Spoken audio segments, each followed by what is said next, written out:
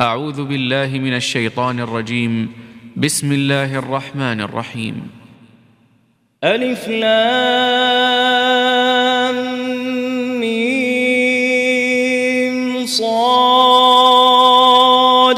كتاب أنزل إليك فلا يكن في صدرك حرج منه لتنذر به وذكرى للمؤمنين اتبعوا ما أنزل إليكم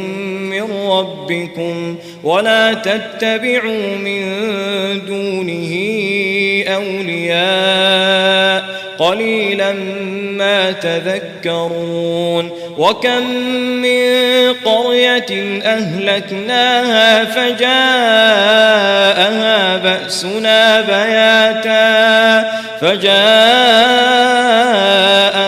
بأسنا بياتا أو هم قائلون فما كان دعواهم إذ جاءهم بأسنا إلا أن قالوا إنا كنا ظالمين فلنسألن الذين أرسل إليهم ولنسألن المرسلين فلنقصن عليهم بعلم وما كنا غائبين والوزن يومئذ الحق فمن ثقلت موازينه فأولئك هم المفلحون ومن خفت موازينه فأولئك الذين خسروا أنفسهم بما كانوا بآياتنا يظلمون ولقد مكناكم في الأرض وجعلنا لكم فيها معايش قليلا ما تشكرون ولقد خلقناكم ثم صورناكم ثم قلنا للملائكة اسجدوا لآدم فسجدوا إلا إبليس لم يكن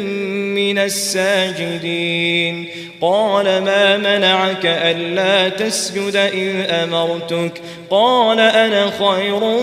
منه خلقتني من نار وخلقته من طين قال فاهبط منها فما يكون لك أن تتكبر فيها فاخرج إنك من الصاغرين قال أنظرني إلى يوم يبعثون قال إنك من المنظرين قال فبما أغويتني لأقعدن لهم صراطك المستقيم ثم لآتينهم من بين أيديهم ومن خلفهم وعن أيمانهم وعن شمائلهم ولا تجد أكثرهم شاكرين قال اخرج منها مذءوما مدحورا لمن تبعك منهم لأملأن جهنم منكم أجمعين ويا آدم اسكن أنت وزوجك الجنة فكلا من حيث شئتما ولا تقربا هذه الشجرة فتكونا من الظالمين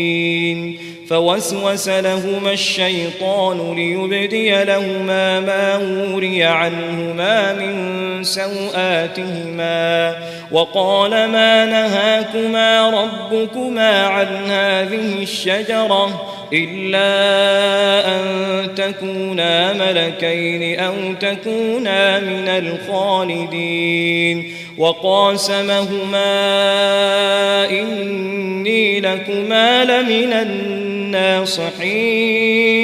فدلاهما بغرور فلما ذاقا الشجرة بدت لهما سوآتهما وطفقا يخصفان عليهما من ورق الجنة وناداهما ربهما ألم أنهكما عن تلكما الشجرة وأقل لكما إن الشيطان لكما عدو مبين قالا ربنا ظلمنا أنفسنا وإن لم تغفر لنا وترحمنا لنكونن من الخاسرين قال اهبطوا بعضكم لبعض عدو ولكم في الأرض مستقر ومتاع إلى حين قال فيها تحيون وفيها تموتون ومنها تخرجون يا بني آدم قد أنزلنا عليكم لباسا يواري سوآتكم وريشا ولباس التقوى ذلك خير ذلك من آيات الله لعلهم يذكرون يا بني آدم لا يفتننكم الشيطان كما أخرج أبويكم من الجنة ينزع عنهما لباسهما ليريهما سوآتهما إنه يراكم وقبيله من حيث لا ترونهم إنا جعلنا الشياطين أولياء للذين لا يؤمنون وإذا فعلوا فاحشة قالوا وجدنا عليها آباءنا والله أمرنا بها قل إن الله لا يأمر بالفحشاء أتقولون على الله ما لا تعلمون قل أمر ربي بالقسط وأقيموا وجوهكم عند كل مسجد وادعوه مخلصين له الدين كما بدأكم تعودون فريقا هدى وفريقا حق عليهم الضلالة إنهم اتخذوا الشياطين أولياء من دون الله ويحسبون أنهم مهتدون يا بني آدم خذوا زينتكم عند كل مسجد وكلوا واشربوا ولا تسرفوا إنه لا يحب المسرفين قل من حرم زينة الله التي أخرج لعباده والطيبات من الرزق قل هي للذين آمنوا في الحياة الدنيا خالصة يوم القيامة كذلك نفصل الآيات لقوم يعلمون قل إنما حرم ربي الفواحش ما ظهر منها وما بطن والإثم والبغي بغير الحق وأن تشركوا بالله ما لم ينزل به سلطانا وأن تقولوا على الله ما لا تعلمون ولكل أمة أجل فإذا جاء أجلهم لا يستأخرون ساعة ولا يستقدمون يا بني آدم إما يأتينكم رسل منكم يقصون عليكم آياتي فمن اتقى وأصلح فلا خوف عليهم ولا هم يحزنون والذين كذبوا بآياتنا واستكبروا عنها أولئك أصحاب النار هم فيها خالدون فمن أظلم ممن افترى على الله كذبا أو كذب بآياته أولئك ينالهم نصيبهم من الكتاب حتى إذا جاءتهم رسلنا يتوفونهم قالوا أين ما كنتم تدعون من دون الله قالوا ضلوا عنا وشهدوا على أنفسهم أنهم كانوا كافرين قال ادخلوا في قد خلت من قبلكم من الجن والإنس في النار كلما دخلت أمة لعنت أختها حتى إذا اداركوا فيها جميعا قالت أخراهم لأولاهم ربنا هؤلاء أضلونا فآتهم عذابا ضعفا من النار قال لكل ضعف ولكن لا تعلمون وقالت أولاهم لأخراهم فما كان لكم علينا من فضل فذوقوا العذاب بما كنتم تكسبون إن الذين كذبوا بآياتنا واستكبروا عنها لا تفتح لهم أبواب السماء ولا يدخلون الجنة حتى يلج الجمل في سم الخياط وكذلك نجزي المجرمين لهم من جهنم مهاد ومن فوقهم غواش وكذلك نجزي الظالمين والذين آمنوا وعملوا الصالحات لا نكلف نفسا إلا وسعها أولئك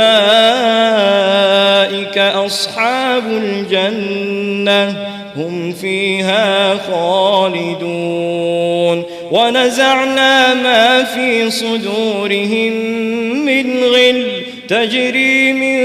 تحتهم الأنهار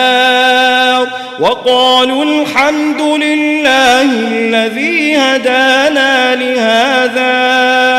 وما كنا لنهتدي لولا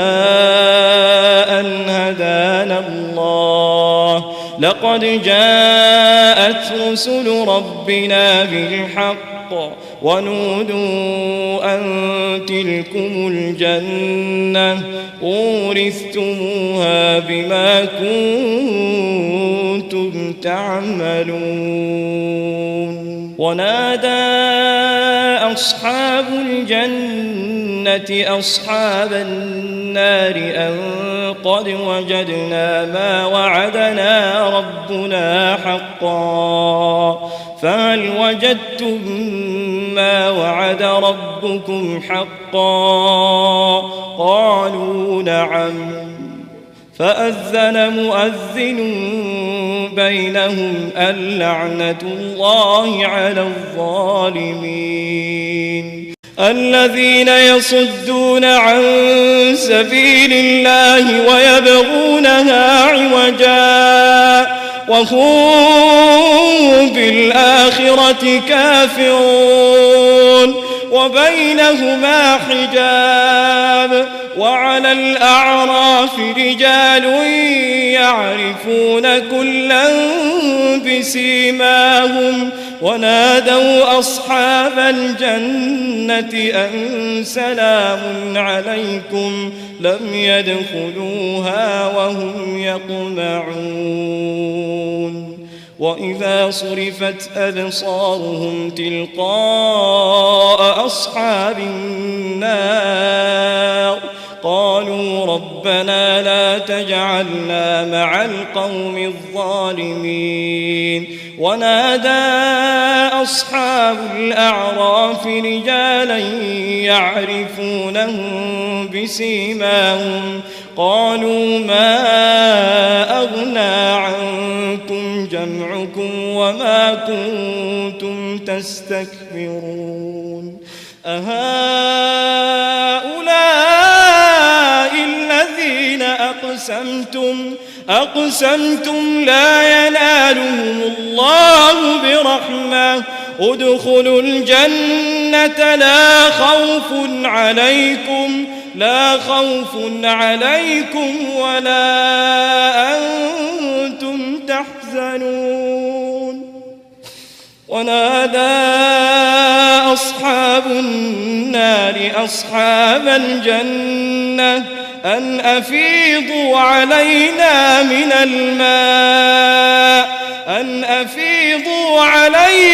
من الماء أو مما رزقكم الله قالوا إن الله حرمهما على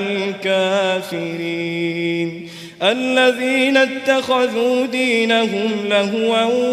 ولعبا وغرتهم الحياة الدنيا فاليوم ننساهم كما نسوا لقاء يومهم هذا وما كانوا بآياتنا يجحدون ولقد جئناهم بكتاب فصلناه على علم هدى ورحمة لقوم يؤمنون هل ينظرون إلا تأويله يوم يأتي تأويله يقول الذين نسوه من قبل قد جاءت رسل ربنا بالحق فهل لنا من شفعاء فيشفعوا لنا أو نرد فنعمل غير الذي كنا نعمل قد خسروا أنفسهم وضل عنهم ما كانوا يفترون إن ربكم الله الذي خلق السماوات والأرض في 6 أيام ثم استوى على العرش يغشي الليل النهار يطلبه حثيثا والشمس والقمر والنجوم مسخرات بأمره ألا له الخلق والأمر تبارك الله رب العالمين ادعوا ربكم تضرعا وخفية إنه لا يحب المعتدين ولا تفسدوا في الأرض بعد إصلاحها وادعوه خوفا وطمعا إن رحمة الله قريب من المحسنين وهو الذي يرسل الرياح بشرا بين يدي رحمته حتى إذا فأظلت سحابا ثقالا سقناه لبلد ميت فأنزلنا به الماء فأخرجنا به من كل الثمرات كذلك نخرج الموتى لعلكم تذكرون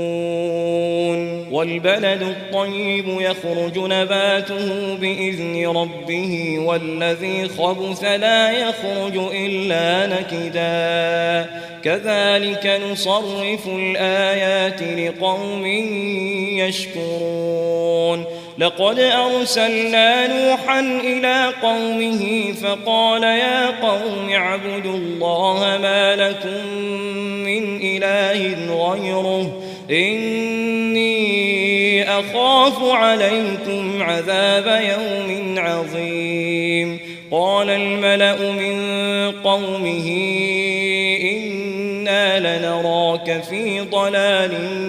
مبين قال يا قوم ليس بي ضلالة ولكني رسول من رب العالمين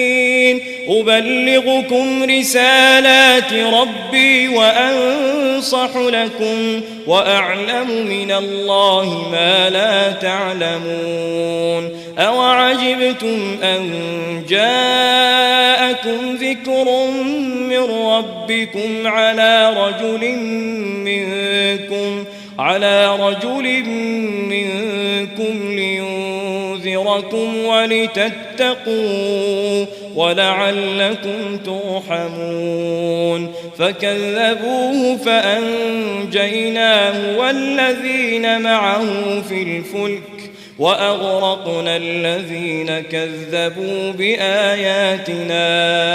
إنهم كانوا قوما عمين وإلى عاد أخاهم هودا قال يا قوم اعبدوا الله ما لكم من إله غيره أفلا تتقون قال الملأ الذين كفروا من قومه إنا لنراك في سفاهة وإنا لنظنك من الكاذبين قال يا قوم ليس بي سفاهة ولكني رسول من رب العالمين أبلغكم رسالات ربي وأنا لكم ناصح أمين أوعجبتم أن جاءكم ذكر من ربكم على رجل منكم لينذركم واذكروا إذ جعلكم خلفاء من بعد قوم نوح وزادكم في الخلق بسطة فاذكروا آلاء الله لعلكم تفلحون قالوا أجئتنا لنعبد الله وحده ونذر ما كان يعبد آباؤنا فأتنا بما تعدنا إن كنت من الصادقين قال قد وقع عليكم من ربكم رجس وغضب أتجادلونني في أسماء سميتموها أنتم وآباؤكم ما نزل الله بها من سلطان فانتظروا إني معكم من المنتظرين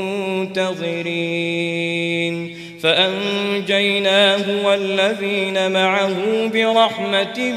منا وقطعنا دابر الذين كذبوا بآياتنا وما كانوا مؤمنين وإلى ثمود أخاهم صالحا قال يا قوم اعبدوا الله ما لكم من إله غيره قد جاءتكم بينة من ربكم هذه ناقة الله لكم آية فذروها تأكل في أرض الله ولا تمسوها بسوء فيأخذكم عذاب أليم واذكروا إذ جعلكم خلفاء من بعد عاد وبوأكم في الأرض تتخذون من سهولها قصورا وتنحتون الجبال بيوتا فاذكروا آلاء الله ولا تعثوا في الأرض مفسدين قال الملأ الذين استكبروا من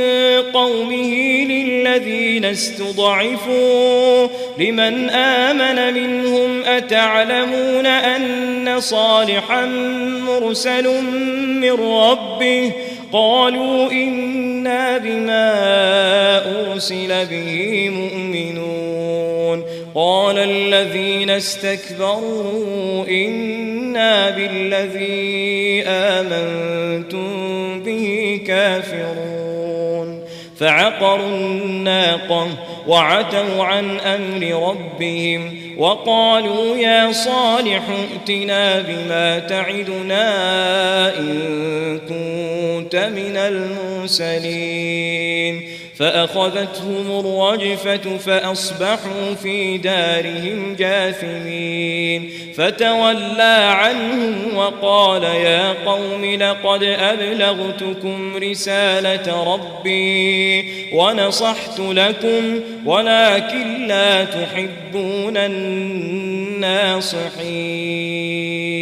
ولوطا إذ قال لقومه أتأتون الفاحشة ما سبقكم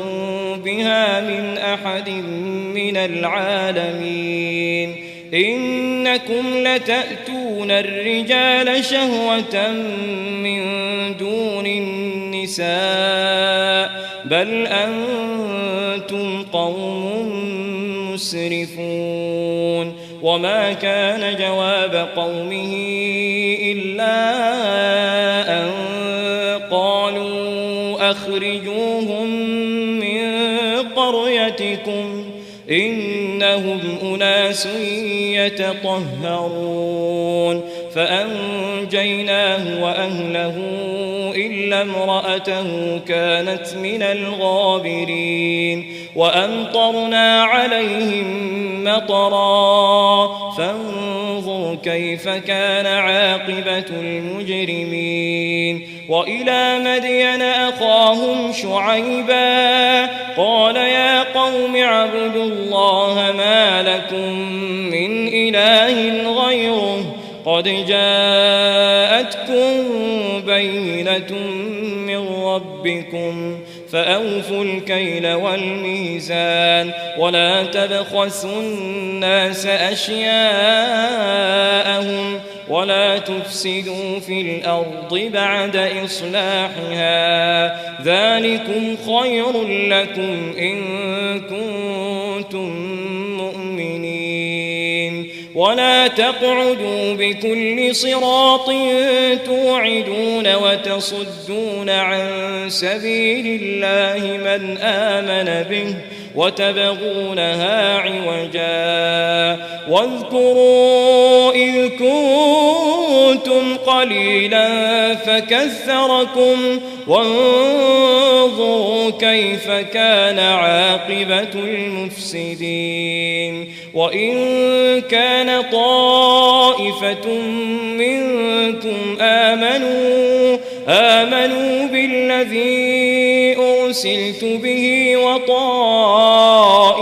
لم يؤمنوا فاصبروا حتى يحكم الله بيننا وهو خير الحاكمين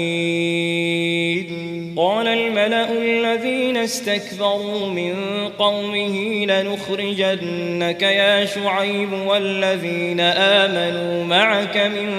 قريتنا أو لتعودن في ملتنا قال أولو كنا كارهين قد افترينا على الله كذبا إن عدنا في ملتكم بعد إذ نجانا الله منها وما يكون لنا أن نعود فيها إلا أن يشاء الله ربنا وسع ربنا كل شيء علما على الله توكلنا ربنا افتح بيننا وبين قومنا بالحق وأنت خير الفاتحين وقال الملأ الذين كفروا من قومه لئن اتبعتم شعيبا إنكم إذا لخاسرون فأخذتهم الرجفة فأصبحوا في دارهم جاثمين الذين كذبوا شعيبا كأن لم يغنوا فيها الذين كذبوا شعيبا كانوا هم الخاسرين فتولى عنهم وقال يا قوم لقد أبلغتكم رسالات ربي ونصحت لكم فكيف آسى على قوم كافرين وما أرسلنا في قرية من نبي إلا أخذنا أهلها بالبأساء والضراء لعلهم يضرعون ثم بدلنا مكان السيئة الحسنة حتى عفوا وقالوا قد مس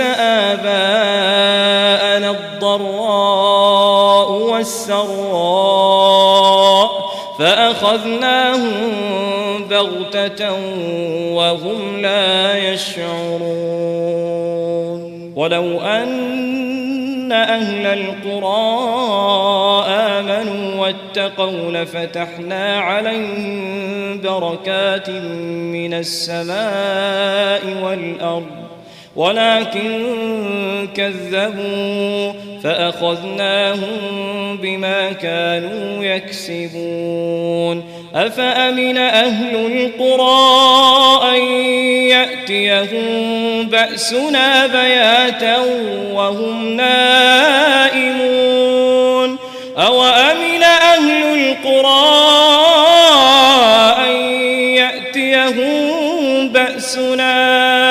أن يأتيهم بأسنا ضحى وهم يلعبون أفأمنوا مكر الله فلا يأمن مكر الله إلا القوم الخاسرون أولم يهد للذين يرثون الأرض من بعد أهلها أن لو نشاء أصبناهم بذنوبهم ونطبع على قلوبهم فهم لا يسمعون تلك القرى نقص عليك من أنبائها ولقد جاءتهم رسلهم بالبينات فما كانوا ليؤمنوا بما كذبوا من قبل كذلك يطبع الله على قلوب الكافرين وما وجدنا لأكثرهم من عهد وإن وجدنا أكثرهم لفاسقين ثم بعثنا من بعدهم موسى بآياتنا إلى فرعون وملئه فظلموا بها فانظر كيف كان عاقبة المفسدين. وقال موسى يا فرعون إني رسول من رب العالمين حقيق على ألا أقول على الله إلا الحق قد جئتكم ببينة من ربكم فأرسل معي بني إسرائيل. قال إن كنت جئت بآية فأت بها إن كنت من الصادقين. فألقى عصاه فإذا هي ثعبان مبين ونزع يده فإذا هي بيضاء للناظرين. قال الملأ من قوم فرعون إن هذا لساحر عليم يريد أن يخرجكم من أرضكم فماذا تأمرون؟ قالوا أرجه وأخاه وأرسل في المدائن حاشرين يأتوك بكل ساحر عليم. وجاء السحرة فرعون قالوا إن لنا لأجرا إن كنا نحن الغالبين. قال نعم وإنكم لمن المقربين. قالوا يا موسى إما أن تلقي وإما أن نكون نحن الملقين. قال ألقوا فلما ألقوا سحروا أعين الناس واسترهبوهم وجاءوا بسحر عظيم. وأوحينا إلى موسى أن ألق عصاك فإذا هي تلقف ما يأفكون. فوقع الحق وبطل ما كانوا يعملون فغلبوا هنالك وانقلبوا صاغرين. وألقي السحرة ساجدين قالوا آمنا برب العالمين رب موسى وهارون. قال فرعون آمنتم به قبل أن آذن لكم إن هذا لمكر مكرتموه في المدينة لتخرجوا منها أهلها فسوف تعلمون. لأقطعن أيديكم وأرجلكم من خلاف ثم لأصلبنكم أجمعين. قالوا إنا إلى ربنا منقلبون وما تنقم منا إلا أن آمنا بآيات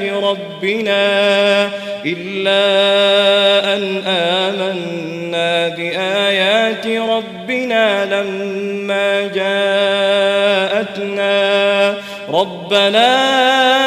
أفرغ علينا صبرا وتوفنا مسلمين. وقال الملأ من قوم فرعون أتذر موسى وقومه ليفسدوا في الأرض ويذرك وآلهتك قال سنقتل أبناءهم ونستحيي نساءهم وإنا فوقهم قاهرون. قال موسى لقومه استعينوا بالله واصبروا إن الأرض لله يورثها من يشاء من عباده والعاقبة للمتقين قالوا أوذينا من قبل أن تأتينا ومن بعد ما جئتنا قال عسى ربكم أن يهلك عدوكم ويستخلفكم في الأرض فينظر كيف تعملون ولقد أخذنا آل فرعون بالسنين ونقص من الثمرات لعلهم يذكرون فإذا جاءتهم الحسنة قالوا لنا هذه وإن تصبهم سيئة يطيروا بموسى ومن معه ألا إنما طائرهم عند الله ولكن أكثرهم لا يعلمون وقالوا مهما تأتنا به من آية لتسحرنا بها فما نحن لك بمؤمنين فأرسلنا عليهم الطوفان والجراد والقمل والضفادع والدم آيات مفصلات فاستكبروا وكانوا قوما مجرمين ولما وقع عليهم الرجز قالوا يا موسى ادع لنا ربك بما عهد عندك لئن كشفت عنا الرجز لنؤمنن لك ولنرسلن معك بني إسرائيل فلما كشفنا عنهم الرجز إلى أجل هم بالغوه إذا هم ينكثون فانتقمنا منهم فأغرقناهم في اليم بأنهم كذبوا بآياتنا وكانوا عنها غافلين وأورثنا القوم الذين كانوا يستضعفون مشارق الأرض ومغاربها التي باركنا فيها وتمت كلمة ربك الحسنى على بني إسرائيل بما صبروا ودمرنا ما كان يصنع فرعون وقومه وما كانوا يعرشون وجاوزنا ببني إسرائيل البحر فأتوا على قوم يعكفون على أصنام لهم قالوا يا موسى اجعل لنا إلها كما لهم آلهة قال إنكم قوم تجهلون إن هؤلاء متبر ما هم فيه وباطل ما كانوا يعملون قال أغير الله أبغيكم إلها وهو فضلكم على العالمين وإذ أنجيناكم من آل فرعون يسومونكم سوء العذاب يقتلون أبناءكم ويستحيون نساءكم وفي ذلكم بلاء من ربكم عظيم وواعدنا موسى 30 ليلة وأتممناها ب10 فتم ميقات ربه 40 ليلة وقال موسى لأخيه هارون اخلفني في قومي وأصلح ولا تتبع سبيل المفسدين ولما جاء موسى لميقاتنا وكلمه ربه قال رب أرني أنظر إليك قال لن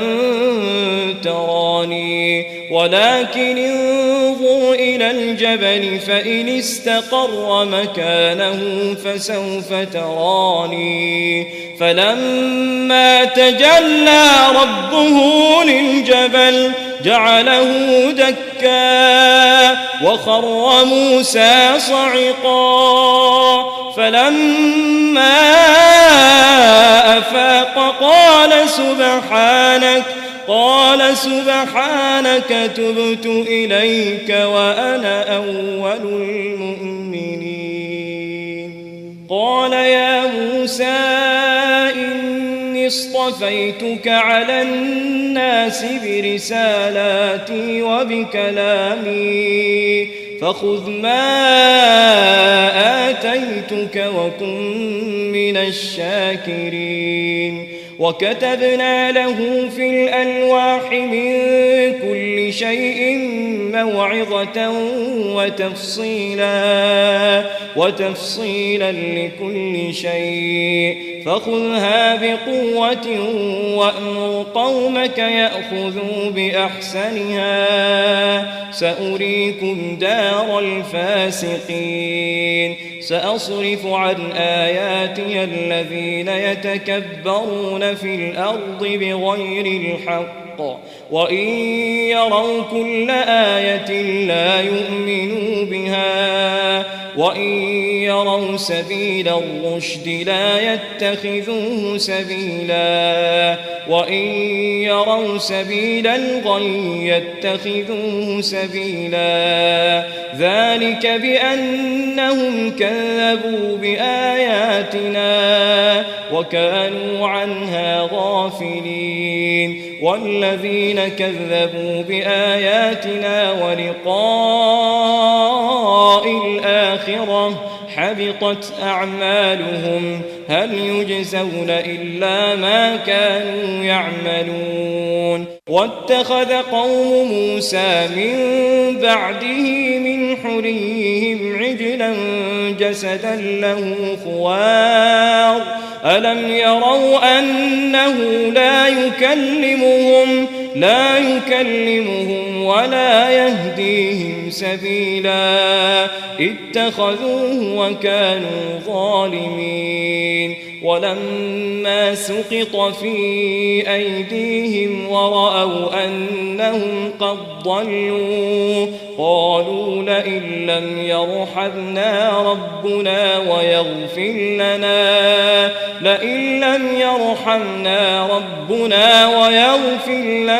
لنكونن من الخاسرين ولما رجع موسى إلى قومه غضبان أسفا قال بئس ما خلفتموني من بعدي أعجلتم أمر ربكم وألقى الألواح وأخذ برأس أخيه يجره إليه قال ابن أم إن القوم استضعفوني وكادوا يقتلونني فلا تشمت بي الأعداء ولا تجعلني مع القوم الظالمين قال رب اغفر لي ولأخي وأدخلنا في رحمتك وأنت أرحم الراحمين إن الذين اتخذوا العجل سينالهم غضب من ربهم وذلة في الحياة الدنيا وكذلك نجزي المفترين والذين عملوا السيئات ثم تابوا من بعدها وآمنوا إن ربك من بعدها لغفور رحيم ولما سكت عن موسى الغضب أخذ الألواح وفي نسختها هدى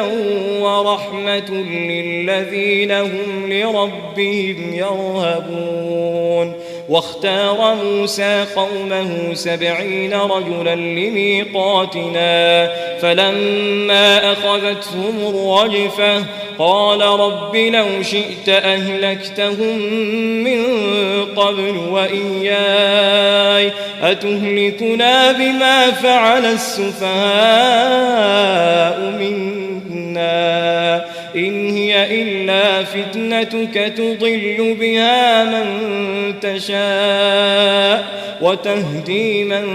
تشاء أنت ولينا فاغفر لنا وارحمنا وأنت خير الغافرين واكتب لنا في هذه الدنيا حسنة وفي الآخرة إنا هدنا إليك قال عذابي أصيب به من أشاء ورحمتي وسعت كل شيء فسأكتبها للذين يتقون ويؤتون الزكاة والذين هم بآياتنا يؤمنون الذين يتبعون الرسول النبي الأمي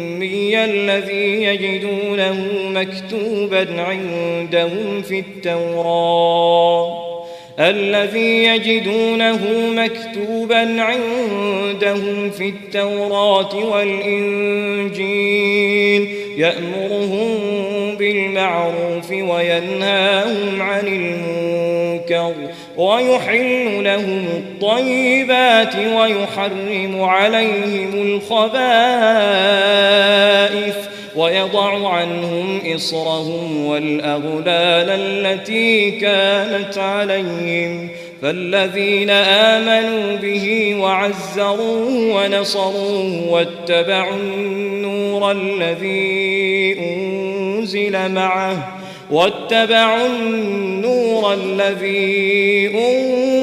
معه أولئك هم المفلحون قل يا أيها الناس إني رسول الله إليكم جميعا الذي له ملك السماوات والأرض لا إله إلا هو يحيي ويميت فآمنوا بالله ورسوله النبي الأمي الذي يؤمن بالله وكلماته واتبعوه لعلكم تهتدون ومن قوم موسى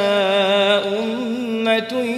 يهدون بالحق وبه يعدلون وقطعناهم 12 أسباطا أمما وأوحينا إلى موسى إذ استسقاه قومه أن اضرب بعصاك الحجر فانبجست منه 12 عينا قد علم كل أناس مشربهم وظللنا عليهم الغمام وأنزلنا عليهم المن والسلوى كلوا من طيبات ما رزقناكم وما ظلمونا ولكن كانوا أنفسهم يظلمون وإذ قيل لهم اسكنوا هذه القرية وكلوا منها حيث شئتم وقولوا حطة وادخلوا الباب سجدا نغفر لكم خطيئاتكم سنزيد المحسنين فبدل الذين ظلموا منهم قولا غير الذي قيل لهم فأرسلنا عليهم رجزا من السماء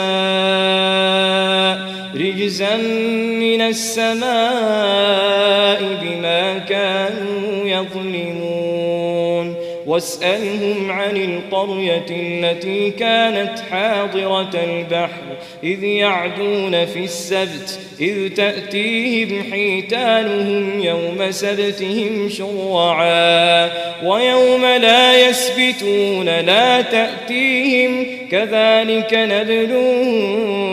بما كانوا يفسقون وإذ قالت أمة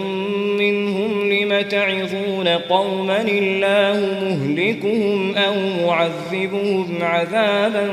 شديدا قالوا معذرة إلى ربكم ولعلهم يتقون فلما نسوا ما ذكروا به أنجينا الذين ينهون عن السوء وأخذنا الذين ظلموا بعذاب بئيس بما كانوا يفسقون فلما عتوا عما نهوا عنه قلنا لهم كونوا قردة خاسئين وإن تأذن ربك ليبعثن عليهم إلى يوم القيامة من يسومهم سوء العذاب إن ربك لسريع العقاب وإنه لغفور رحيم وقطعناهم في الأرض أمما منهم الصالحون ومنهم دون ذلك وبلوناهم بالحسنات والسيئات لعلهم يرجعون فخلف من بعدهم خلف ورثوا الكتاب يأخذون عرض هذا الأدنى ويقولون سيغفر لنا وإن يأتهم عرض مثله يأخذوه ألم يؤخذ عليهم ميثاق الكتاب ألا يقولوا على الله إلا الحق ودرسوا ما فيه والدار الآخرة خير للذين يتقون أفلا تعقلون والذين يمسكون بالكتاب وأقاموا الصلاة إنا لا نضيع أجر المصلحين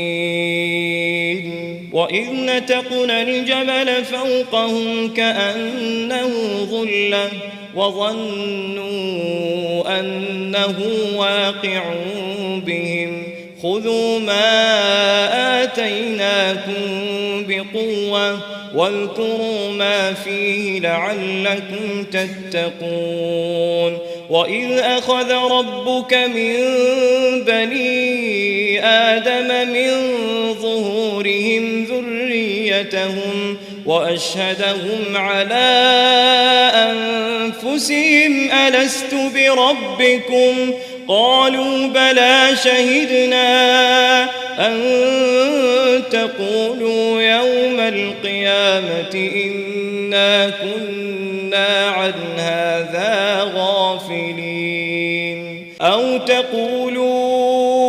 إنما أشرك آباؤنا من قبل وكنا ذرية من بعدهم أفتهلكنا بما فعل المبطلون وكذلك نفصل الآيات ولعلهم يرجعون واتل عليهم نبأ الذي آتيناه آياتنا فانسلخ منها فأتبعه الشيطان فكان من الغاوين ولو شئنا لرفعناه بها ولكنه أخلد إلى الأرض واتبع هواه فمثله كمثل الكلب إن تحمل عليه يلهث أو تتركه يلهث ذلك مثل القوم الذين كذبوا بآياتنا فاقصص القصص لعلهم يتفكرون ساء مثلا القوم الذين كذبوا بآياتنا وأنفسهم كانوا يظلمون من يهد الله فهو المهتدي ومن يضلل فأولئك هم الخاسرون ولقد ذرأنا لجهنم كثيرا من الجن والإنس لهم قلوب لا يفقهون بها ولهم أعين لا يبصرون بها ولهم آذان لا يسمعون بها أولئك كالأنعام بل هم أضل أولئك هم الغافلون ولله الأسماء الحسنى فادعوه بها وذروا الذين يلحدون في أسمائه سيجزون ما كانوا يعملون وممن خلقنا أمة يهدون بالحق وبه يعدلون والذين كذبوا بآياتنا سنستدرجهم من حيث لا يعلمون وأملي لهم إن كيدي متين أولم يتفكروا ما بصاحبهم من جنة إن هو إلا نذير مبين أولم ينظروا في ملكوت السماوات والأرض وما خلق الله من شيء وأن عسى أن يكون قد اقترب أجلهم فبأي حديث بعده يؤمنون من يضلل الله فلا هادي له ويذرهم في طغيانهم يعمهون يسألونك عن الساعة أيان مرساها قل إنما علمها عند ربي لا يجليها لوقتها إلا هو ثقلت في السماوات والأرض لا تأتيكم إلا بغتة يسألونك كأنك حفي عنها قل إنما علمها عند الله قل إنما علمها عند الله ولكن أكثر الناس لا يعلمون قل لا أملك لنفسي نفعا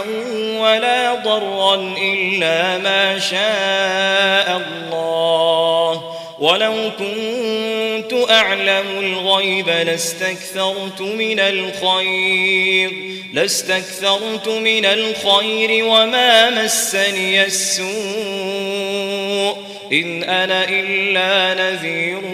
وبشير لقوم يؤمنون هو الذي خلقكم من نفس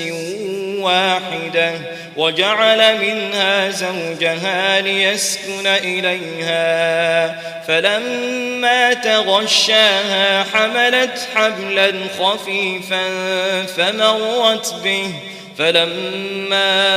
أثقلت دعوا الله ربهما لئن آتيتنا صالحا لنكونن من الشاكرين فلما آتاهما صالحا جعلا له شركاء فيما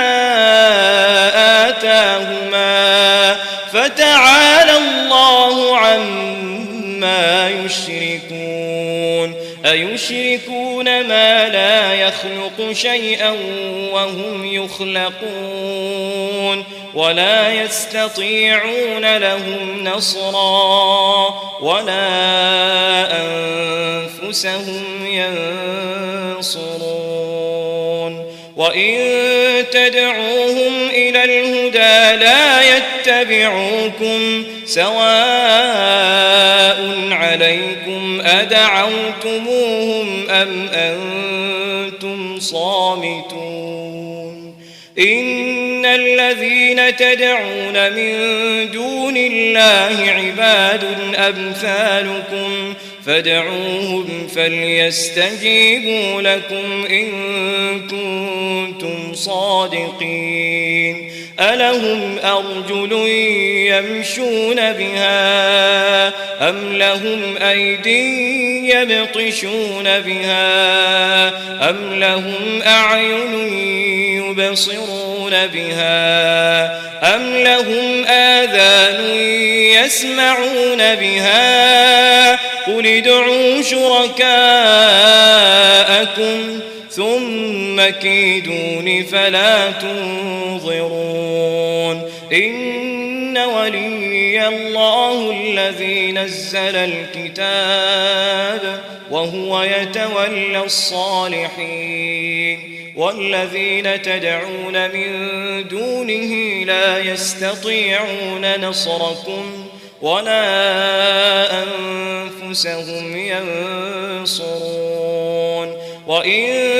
تدعوهم إلى الهدى لا يسمعون وتراهم ينظرون إليك وهم لا يبصرون خذ العفو وأمر بالعرف وأعرض عن الجاهلين وإما ينزغنك من الشيطان نزغ فاستعذ بالله إنه سميع عليم إن الذين اتقوا إذا مسهم طائف من الشيطان